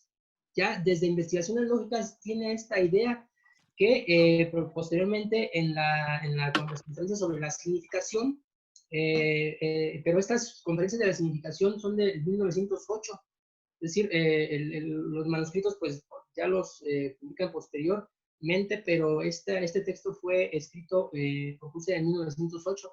Entonces, yo creo que él viene pues de investigaciones lógicas en este momento, tiene en su vista el texto, pues, que mencionamos, ¿no? Y estas significaciones empíricas van a ser precisamente ya la exposición más detallada de las significaciones vacías que mencionan investigaciones lógicas. Eso es también otra hipótesis, ¿no? Que habría que mostrar, pero me parece que va en ese sentido. Ahora, lo importante aquí es si es una distinción de nivel, porque en investigaciones lógicas estamos en un nivel de lenguaje, ¿no? Un nivel de la lógica. Y acá estamos en un nivel de que sería como el camino, el principio que retomará, o la base, pues, viniendo de las matemáticas, luego cómo entra con Brentano a la fenomenología, y posteriormente cómo va a establecer esta vía cartesiana, ¿no? La línea cartesiana de su investigación fenomenológica, pero también la otra línea que les comentaba, la de las vivencias. Creo que estas dos siempre están presentes en la fenomenología de Husserl desde el inicio. No es que, digamos, solo en los manuscritos esté el Husserl de las vivencias, sino o en Ideas 2, que es donde comienza precisamente con esta idea, sino que yo creo que están las dos, pero sin embargo Husserl, eso no lo mencioné tampoco, pero es una crítica que yo le hago a Husserl en un ensayo que está próximo a publicarse. Y justo le hago la crítica que fíjense, a pesar, o sea, digo, me pareciera que ya ahora voy a desmentir todo lo que dije, ¿no? Pero a pesar de que él habla de las síntesis pasivas, de la experiencia como fundamentando al juicio, ¿verdad? Yo considero que la vía cartesiana se impone de todas maneras al Husserl de las vivencias, ¿no? Es decir, al final Husserl lo que intenta es siempre redondear, buscar la unidad, tanto de las síntesis pasivas como de las síntesis activas, como de la intencionalidad eidética, como de la intencionalidad operante. Siempre está queriendo hacer esta unidad, esta síntesis. Es decir, hay síntesis pasivas, síntesis activas, pero parece que Husserl intenta hacer una síntesis más, que es la síntesis entre ambas. Es decir, de otra forma de decirlo, entre la reducción trascendental y la reducción eidética, trata de hacer otra, o sea, en eso consiste la unidad de las reducciones, en eso consiste la reducción fenomenológica completa, pues, como tal. Pero sí, sobre las significaciones empíricas, vale decir, esto sí, mucho énfasis en que se dan en el nivel de la percepción. Y aquí, de hecho, me pareció, yo lo acabo de descubrir, es decir, yo no, esto antes si hubiera tenido esto antes de hacer este texto, pues me hubiera servido muchísimo, ¿no? Para plantear más el aspecto de las significaciones en estado de otredad, significaciones del ser en estado de otredad. ¿Por qué? Porque fíjense ustedes, ¿por qué digo que ya son significaciones del ser en estado de otredad? Por lo menos yo digo que Husserl abre la posibilidad, es un puente hacia pensar las formas del ser en estado de otredad, porque precisamente el cuerpo ya está en el mundo, el cuerpo está en el mundo, y las operaciones, esas pasivas, operaciones pasivas, y esa significación con la que uno se encuentra perceptivamente, ¿no? Es decir, en el ámbito de la percepción, surgen esas significaciones, ya son parte del mundo mismo, es decir, ya no son construcciones de nuestro pensamiento, sino ya son expresión del mundo mismo, ya es una dación del mundo mismo, ¿no? Ahora, el mundo mismo, como lo veíamos con los conceptos, pues no es un asunto nada más de significaciones, ¿no? Un sistema de significaciones, sino que con el mundo está queriendo dar cuenta Husserl precisamente de la realidad fenomenológica, la realidad como horizonte fenomenológico en el que se construyen todas las cosas. Y con eso estamos en el fondo pensando el ser, ¿no? El ser, Husserl prácticamente parece que la categoría de ser, dice, es muy grande, vamos a las cosas mismas, vamos a pensar desde la vivencia, desde la experiencia de la conciencia, desde el testimonio que la conciencia nos da, ¿verdad? Desde la verificación que la conciencia hace de las apariencias en el mundo, ¿verdad? Pero el asunto es que ya el cuerpo está en la realidad, el cuerpo es real, ¿no? El cuerpo es real y esas significaciones empíricas son reales. Aquí yo en este texto de conceptos no humanos sí le hago una crítica a Husserl, precisamente por que se queda en el ámbito del campo de la intencionalidad.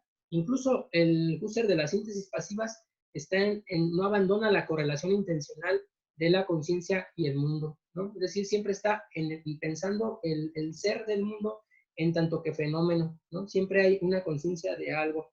Y, o sea, es decir, nunca es el mundo como tal, sino es siempre el mundo ante la conciencia, aunque sea de manera pasiva. Y esa crítica yo se la hago a Husserl con Levinas. Precisamente Levinas, desde el ámbito ético, muestra que la alteridad del prójimo solamente es posible atenderla rompiendo el campo fenomenológico, es decir, rompiendo la intencionalidad de la conciencia para tener al otro como un a priori material, ¿no? Entonces, utilizando el esquema ético de Levinas, pero es un esquema epistemológico también, yo le hago esta crítica a Husserl para mostrar que la otredad del ser solamente es posible si rompemos el campo fenomenológico. Se fractura el campo fenomenológico, ¿no? Es decir,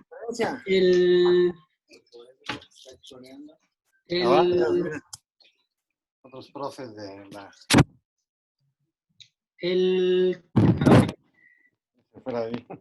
El campo fenomenológico, vamos a ver, vamos a detenernos un poquito en esto, ¿no? Me gustaría detenernos en esto porque es importante. Es decir, la cosa ante la conciencia, la cosa en la intencionalidad de la conciencia, es la cosa del ser del aparecer, no es la cosa en sí, no es el ser en sí, sino es el ser en tanto que aparece ante la conciencia. Levinas lo que hace es mostrar, digamos, el en sí del otro, el otro en tanto que en sí, es decir, en tanto que una alteridad radical. Dice, Husserl se va a quedar en un ámbito donde siempre reduce al otro a la totalidad de la conciencia. Entonces, esto nos sirve de ejemplo para ver que esto hacemos con las otras cosas del mundo, es decir, los otros pues están en el mundo y serían de alguna manera también objetos en el mundo, pero objetos distintos, ¿no? Como con cuerpo viviente. Pero bueno, es una manera de mostrar que los cuerpos de los otros pues son parte del ser, como son todas las cosas, ¿no? Entonces solamente fracturando, dice Levinas, el campo fenomenológico se fractura, se quiebra, se interrumpe la temporalidad del campo fenomenológico intencional de la conciencia con la presencia del otro. Al encontrarnos con el otro, el campo fenomenológico se rompe, ¿no? Por eso el doctor Cristóbal, que hizo favor de hacerme observaciones a mi texto antes de ser publicado, me decía, es que la forma de comprensión ética en Levinas, pues ni siquiera es una comprensión, pues no estamos hablando de algo reflexivo, sino estamos hablando de un encuentro con el otro. Por eso aquí también me cobra mucho sentido la relación que podríamos establecer, por ejemplo, entre Levinas con este asunto del encuentro con el otro y este aspecto también epistemológico de Husserl de encontrarnos con un sentido de las cosas mismas. Ajá. Ahora, no sé, hay un aspecto importante que Merleau-Ponty lo va a destacar y creo que Husserl es donde se queda, ¿no? Es decir, para Merleau-Ponty, en la prosa del mundo, por ejemplo, el sentido del mundo, en la prosa del mundo, no es que a las significaciones a las cosas, perdón, les broten significaciones como, o sea, pensándolo empíricamente o objetivamente, no es que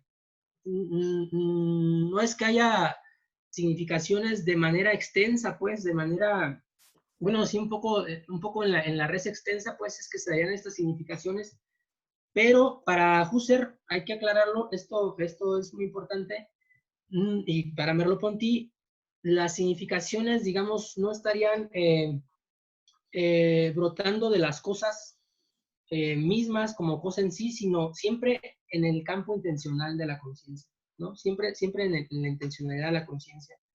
Merleau-Ponty pone un ejemplo, dice, cuando uno lee un libro, hay una significación hablada y una significación hablante. Ajá. La significación hablada, pues, es justo lo que está escrito, los signos que están aquí, ¿no? Gramaticales que están expuestos. Pero dice Merleau-Ponty, la significación hablante es cuando los signos arden y me arrojan el sentido, ¿no? El sentido que está entre ellos. Ajá. Y para Merleau-Ponty, por ejemplo, los términos, las significaciones gramaticales, objetivas, ya bajo el principio de identidad, hacen arder ese sentido latente y nos devuelven hacia el sentido de las cosas mismas. Ajá. Y a su vez, el sentido de las cosas que se nos da en la percepción nos hacen producir significaciones. Es un proceso, pues, dialéctico. No es que nada más sea del mundo para acá, sino también de la conciencia para el mundo. Es un proceso quiasmático con Merleau-Ponty, ¿no? Y bueno, aquí lo importante sería mencionar que nosotros estamos pensando en que puede haber significaciones más allá del campo de la intencionalidad de la conciencia que vienen de la autoridad del ser, ¿no? Eso es la tesis y crítica que estaremos haciendo a Husserl. Muchas gracias, Emanuel, por tu detallada respuesta. Harold Dupuy quiere hacerte una pregunta. Adelante, por favor, Harold. Hola, bueno, tarde ya a esta altura. Buenas Muchas tardes, gracias. sí, ya acá en México también. Sí, muchas gracias por la presentación y por toda la coordinación que se hace de la universidad para esta instancia. Gracias a ustedes. Un comentario sobre un punto que señalaba de la exposición y que tiene que ver con el tema de la crisis del sentido. Porque si leo en términos trascendentales, digamos, el sentido trascendental, ¿cierto? En la lógica, digamos, cartesiana, de Husserl, la crisis del sentido es posible dentro del sentido, ¿cierto? Entonces, toda crisis es una posibilidad de ver otro sentido. Es como preguntarme por el sentido que estaría agotado, a lo mejor, dentro de una determinada racionalidad, para poder rescatar o ver otras posibilidades ¿cierto? De mundo. ¿Sí? Y ahí está un poco esa referencia a otras culturas, ¿cierto? Otras formas de saber, pero partiendo de la base de que es una posibilidad de sentido.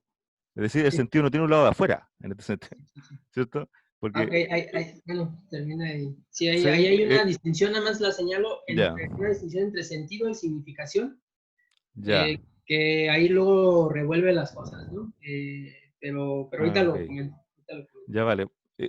En esos términos, y claro, si te puedes referir, porque lo has mostrado de alguna manera bien en general, pero referirte a esa distinción entre noesis y noema, ¿cierto? Como esquema para dar cuenta de la operación de la conciencia intencional, ¿cierto? En este ego trascendental, ¿sí?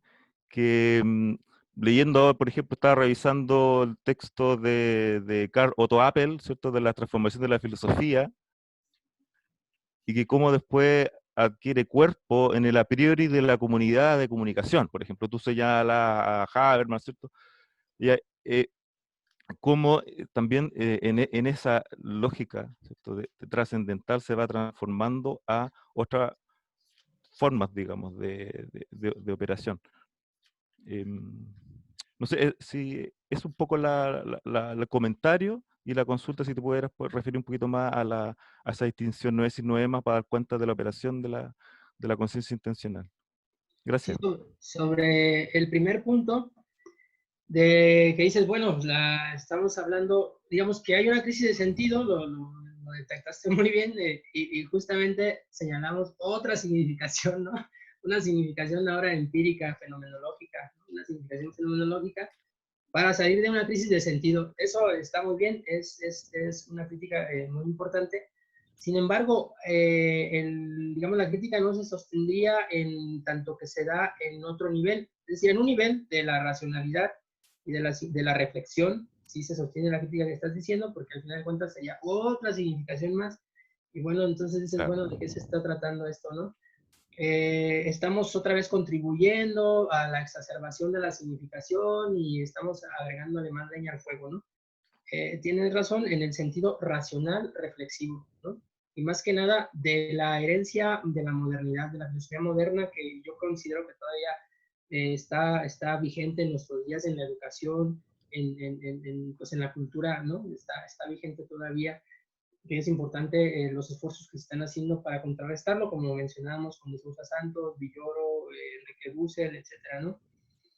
Sin embargo, la crítica no se sostendría en el nivel de lo pre-reflexivo, porque es un paso antes de la constitución de significaciones bajo el principio de identidad, objetividad, unidad, materialidad, etcétera, ¿no? Las significaciones del lenguaje predicativo trabajan justo a través del principio de identidad, ¿no? A través de la objetividad, es decir, hay un término, ¿no? Objetivo, el cual es como una partícula de un enunciado, y el enunciado manda hacia un sentido, hacia una idea, ¿no? Sin embargo, ese es el lenguaje predicativo. Donde Husserl se está situando es en un pasito antes, en el lenguaje antepredicativo, en el antes de que se constituyan las significaciones como bajo el principio de identidad. Por eso las significaciones empíricas son significaciones sin identidad, sin concepto, son sin idea, pues no es todavía una idea. Eso es muy interesante porque no es ya una idea, un eidos, pues. Y mencionaste también la vía cartesiana. La vía cartesiana llega a la esencia de las cosas, es decir, la esencia de las cosas son eidos, pues, para la vía cartesiana. Para la vía de la vivencia, de Husserl de las vivencias, es un sentido en estado latente, todavía no es un eidos, es un sentido en formación. Eso lo va a destacar luego Merleau-Ponty con el sentido lacunario, el sentido latente, el sentido, esto de las esencias salvajes, ¿no? Las esencias salvajes que menciona, y porque son significaciones vivientes del ámbito de la percepción, ¿no? Entonces, todavía estamos fíjense, no lo estamos desligando totalmente de la reflexión, ni totalmente del lenguaje, ni totalmente del pensamiento, pues, de la subjetividad, pues, ¿no? Estamos ahí, pero viendo la ligazón que hay con con el antes de la constitución de significaciones racionales bajo el principio de identidad. Por eso es importante, más que mencionar el aspecto de las significaciones empíricas, así le llama Husserl, pero en realidad serían significaciones fenomenológicas, o sea, no son empíricas a la David Hume o Berkeley, etcétera, sino que son fenomenológicas. Lo importante aquí es destacar el sin concepto, esto que Kant ya tenía la intuición, ¿no? de la cohesión sin conceptos, ¿no? Por ejemplo, en su idea de la belleza, lo que place sin concepto, ¿no? En el caso de Husserl, estas significaciones serían lo que orienta, esto ya lo estaría yo articulando, es lo que orienta sin concepto, ¿no? Es una orientación existencial del ámbito del mundo de la percepción que nos orienta sin concepto todavía. El todavía es importante porque no quiere decir que no se llegue a un concepto, pero ahí es lo importante señalar. Esta significación, por eso se le llama originaria, fundante, fundamental, que desde nuestro punto de vista nos conduce hacia el sentido del ser, ese sentido del ser que Heidegger va a hacer énfasis, ¿no? Eso es también importante señalar. Estamos leyendo a Husserl, obviamente, con esa inquietud heideggeriana, ¿no? Del sentido del ser.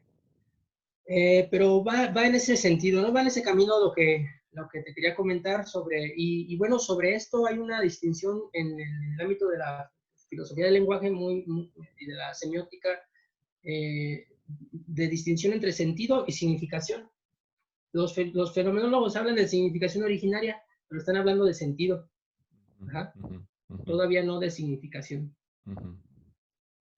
Ahora, en el segundo punto, me gustaría que me recordaras cómo es cómo estás articulando lo de la relación noesis-noema de Husserl con Caroto Appel. Ah, no, lo acabas de referir en lo último que señalaste como de la priori, a priori de la comunidad de comunicación. Sí. No, pero en todo caso la pregunta tenía que ver un poco con si te puedes referir al tema de noesis noema, ¿sí? Para dar cuenta de cómo opera el sentido en estos términos trascendentales. Ok. Si bien, bueno, la noesis sería la síntesis que el pensamiento hace, que la conciencia hace, ¿no? De la esencia de las cosas, y el noema sería la esencia de las cosas. En este caso, como te decía, estamos en el Husserl de la vía cartesiana, ¿no? Estamos en el Husserl de la vía cartesiana, del ego trascendental, pues, del ego trascendental, y no en el Husserl de las vivencias, ¿no? Estos conceptos, o sea, es decir, estos conceptos, noesis, noema, están en el nivel conceptual, en el nivel eidético. Perfecto, perfecto. En el nivel eidético. Aquí me parece también, eso ya no lo mencioné porque hice ahí un rastreo de esto, de historia del problema del cuerpo, pero el que en sí ya nos daría para otra comunicación más adelante, quizás, si me lo permiten, porque el doctor Cristóbal me solicitaba hacer esta historia, ¿no? De esta recapitulación que él más o menos hizo al principio, pero yo siento que es para otra presentación. Sin embargo, encontré algo interesante pues con Platón y con Aristóteles en relación a Husserl, con esto de los eidos, enfocándonos al eidos, ¿no? A las ideas como esencia de las cosas.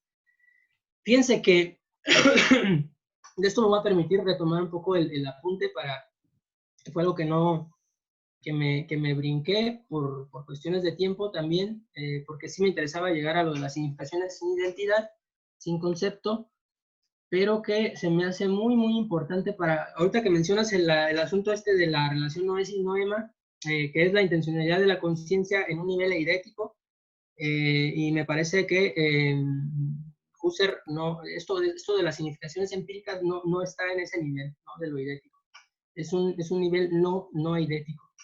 Y bien, aquí el asunto es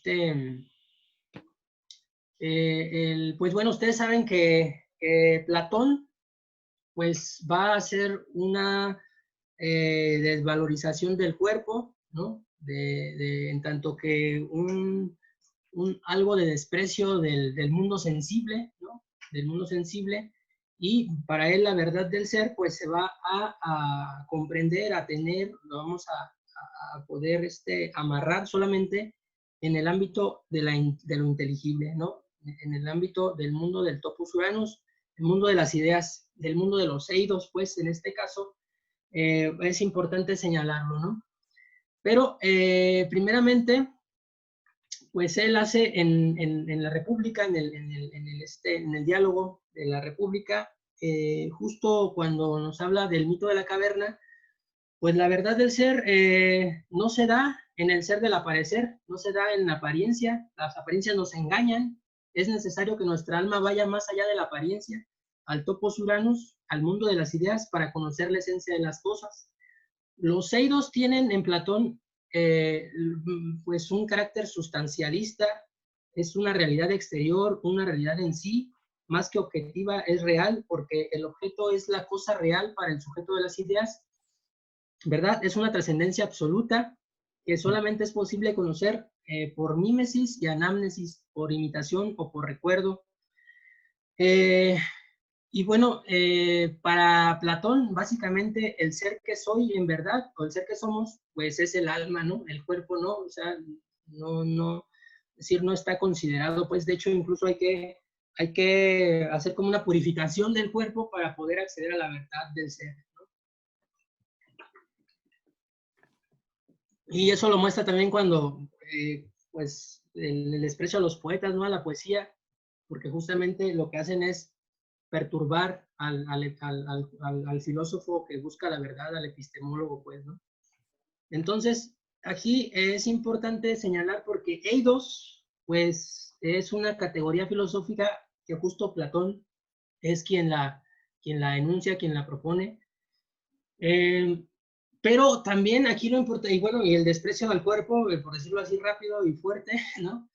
Pero aquí lo importante va a ser la relación con Aristóteles, cómo Aristóteles va a retomar esta teoría de Platón para criticarla, para cuestionarla, para decir, bueno, no hay dos mundos, hay un solo mundo, pero sin embargo en Aristóteles sigue habiendo la diferencia entre lo eterno y lo temporal, ¿no? En el ser de lo ente, de la multiplicidad de los entes, y el ser que hace posible a toda la entidad, el ser trascendente, ¿no?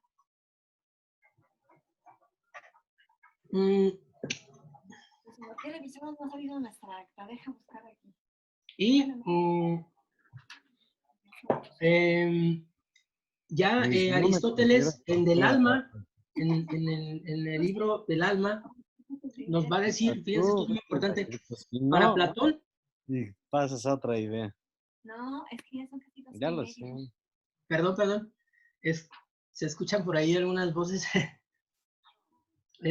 A ver, entonces, para Platón, las apariencias nos engañan, no nos da la verdad, ¿no?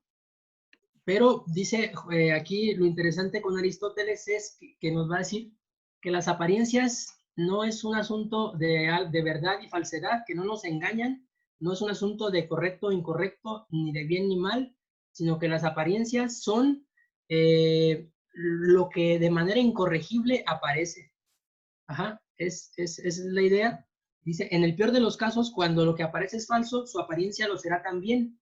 Los eidos inteligibles están en los eidos sensibles. Hay una identidad entre eidos inteligibles y eidos sensibles, ¿verdad? Y hay una correspondencia entre ambos.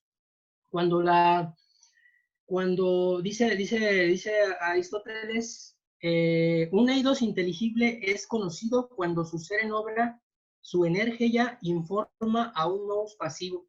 Ajá. Entonces, los eidos sensibles,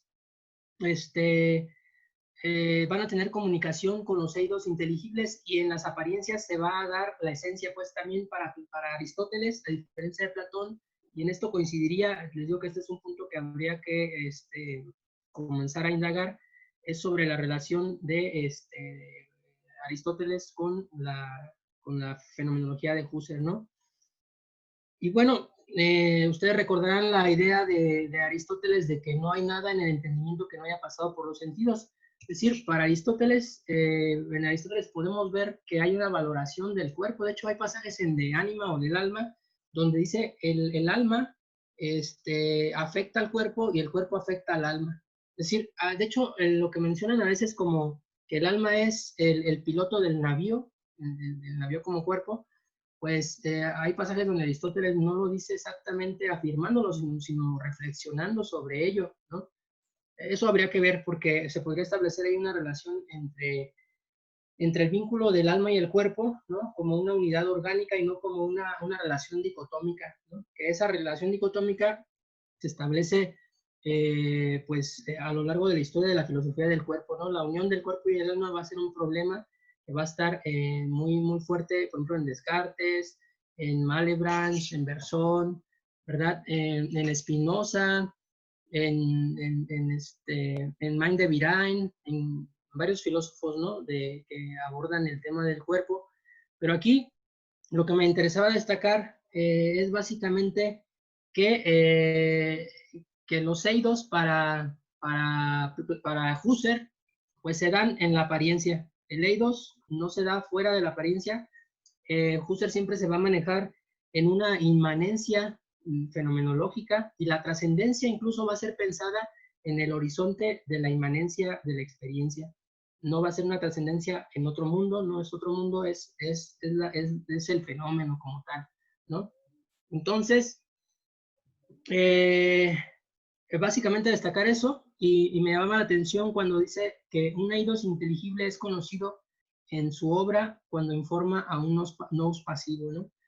En el caso de lo que tú mencionas y de lo que estoy retomando ahorita del eidos platónico y del eidos aristotélico, que lo retomo porque Husserl precisamente habla de las esencias de las cosas como eidos, ajá, pero bueno, intenté hacer alguna distinción de cómo es el eidos para Platón y cómo es el eidos para Aristóteles, y vale decir que todo esto no corresponde, pues, esta vía eidética no corresponde a las significaciones que estamos queriendo mostrar, estas significaciones perceptivas, estas significaciones empíricas que menciona Husserl, ¿no?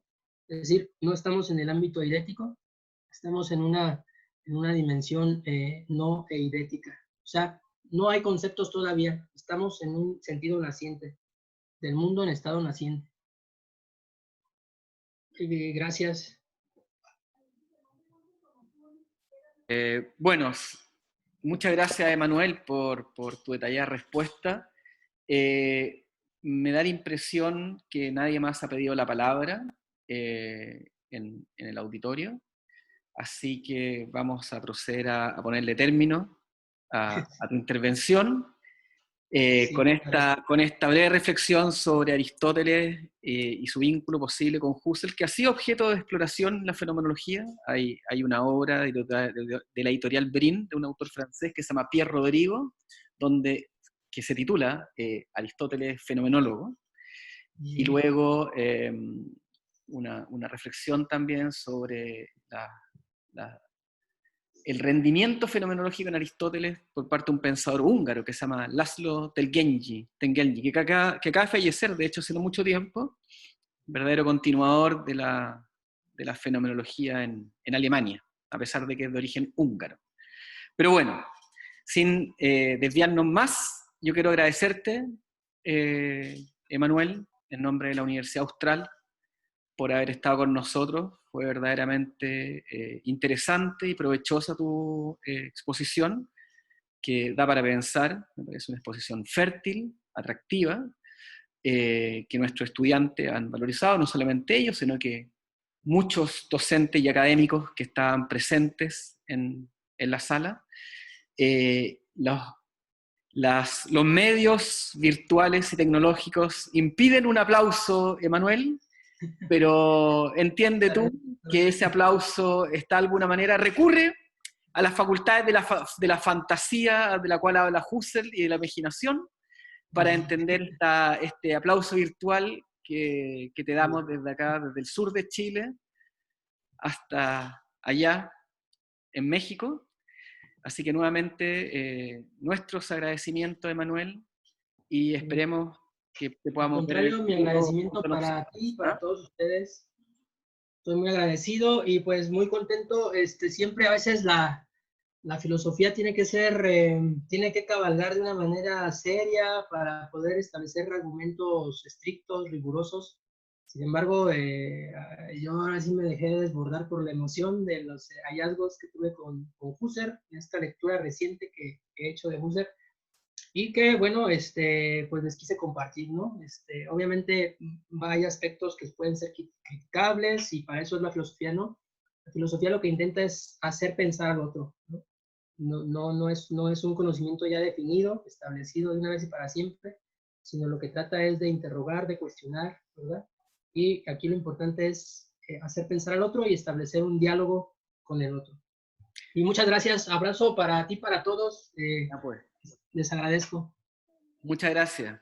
Que estén bien. Adiós y muchas gracias a todos los participantes en esta intervención de Emanuel Ferreira sobre Husserl y Merleau-Ponty. Gracias y que tengan buenas tardes.